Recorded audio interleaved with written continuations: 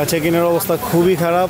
আর এবছর গত বছর থেকে এমনি বেচা কেনা অনেক খারাপ, কাস্টমার নাই। বেচা কিনা এখন একটু কম, রমজান হিসাবে কত যেভাবে আশা করছিলাম সেভাবে হচ্ছে না।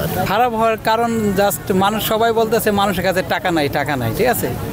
অ্যাকচুয়ালি কি মানে সব কিছুর দাম এন বেশি, ঠিক আছে। এই যে আমরা পণ্য কিনে আনছি যে অনেক বেশি দাম, ওভার দাম, ঠিক আছে।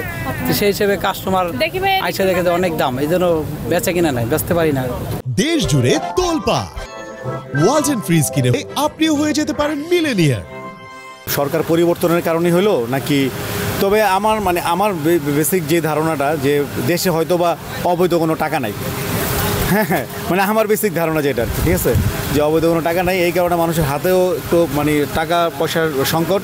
আর প্রত্যেকটা মানুষের তো একটু বাজেটের সমস্যা এবছর হইতেছে, কারণ জিনিসপত্রের দাম অনেক বেশি, জিনিসপত্র বলতে ড্রেসের কাপড়ের দামগুলো অনেক বেশি। এই কারণে হয়তো বা সব মিলাই ছিল আর কি, কাস্টমার কম। দেশের পরিবর্তনের কারণে অনেকজনে এখন অনেক দুর্নীতি করতে পারে না, বা বিভিন্ন টাকা পয়সা ওরকম নিতে পারে না। এখন সবার সামর্থ্য অনুযায়ী নিচ্ছে, সবার বাজেট অনুযায়ী একটু নিচ্ছে, কম নিচ্ছে, এরকম পরিস্থিতি খুবই ভয়াবহ আর কি।